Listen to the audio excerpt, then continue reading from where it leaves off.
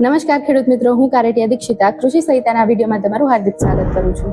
ઉનાળુ સિઝન આવી ગઈ છે અને હવે તલના વાવેતર બધી જગ્યાએ થઈ ગયા છે અને આ તલનું વાવેતર થઈ ગયાના લગભગ 30 થી 40 દિવસ થઈ ગયેલા છે. હવે આપણને આ તલના પાકમાં અત્યારે ઘણા બધા પ્રશ્નો જોવા મળે છે. ઘણા બધા ખેડૂતોની કમેન્ટ પણ આવેલી છે કે ભાઈ અત્યારે તલમાં સુકારાના પ્રશ્નો વધુ જોવા મળે છે. તો આ સુકારાના પ્રશ્નની સાથે સાથે તલમાં કોહવારાના પ્રશ્ન, થડ અને મૂળનો સડો, જે આ બધા ટાઈપના પ્રશ્નો જોવા મળે છે. હવે આ બધા પ્રશ્નો એક ફૂગના પ્રશ્નો છે, તો જેનો ઈલાજ પણ ફૂગનાશક છે. હવે આ બધા પ્રશ્નોની વાત કરું તો સૌથી પહેલા તમને તલના પાકમાં આ રીતે સુકારાના પ્રશ્નો જોવા મળે છે. તમે જુઓ તો એ રીતે અત્યારે આખા ખેતરમાંથી અમુક છોડમાં સુકારાનો પ્રશ્ન જોવા મળે છે, પણ જેમ જેમ આ સુકારો આગળ વધે એમ એક છોડ, બે છોડ એમ કરતા કરતા આખો ક્યારો લઈ લેતો હોય છે.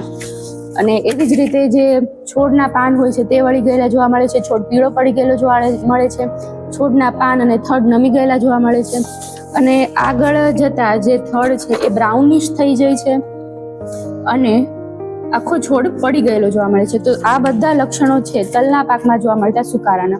હવે આ સુકારાનું કારણ શું હોઈ શકે છે?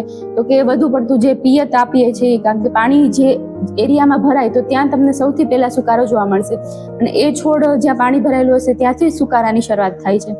અને આગળ જો તાપમાનમાં ફેરફાર પડે તો પણ સુકારાના પ્રશ્નો જોવા મળતા હોય છે. તો હવે આ સુકારાનો ઈલાજ શું છે? તો સૌપ્રથમ જો હું જૈવિક નિયંત્રણની વાત કરું તો જૈવિક નિયંત્રણના સારી કંપનીના તમે ટ્રાઇકોડર્મા અથવા તો સ્યુડોમોનાસનો ઉપયોગ કરી શકો છો. આ ટ્રાઇકોડર્મા અને સ્યુડોમોનાસ છે એ જૈવિક ફૂગનાશક છે. જે આપણો સુકારાનો રોગ છે એ જમીન મારફતે ફેલાય છે અને જમીનમાં જ રહેલી ફૂગના કારણે ફેલાય છે. તો તે રોગનો ઈલાજ પણ આપણે જમીન મારફતે કરીએ તો તે વધુ સારું રહે છે. તો આ ટ્રાઇકોડર્મા અને સ્યુડોમોનાસને આપણે રેતી, માટી અથવા તો છાણિયા ખાતર સાથે ભેળવી બહુ જ વધુ સુકારાના પ્રશ્નો હોય તો 1 કિલો પ્રતિ વીઘાના દરે તમે ઉપયોગ કરી શકો છો. પણ જો તમને આગોતરા પગલા તરીકે તમે ઉપયોગ કરતા હોય તો 1 કિલો પ્રતિ એકરના દરે ઉપયોગ કરી શકો છો. તો આ બધા સુકારાનો જૈવિક નિયંત્રણની વાત થઈ. અને જો પછી તમારે આગળ બીજી વાત કરું તો તમે પિયતનો સમય પણ લંબાવી શકો છો, કે જેના કારણે તમને સુકારાના પ્રશ્નો વધુ જોવા ના મળે.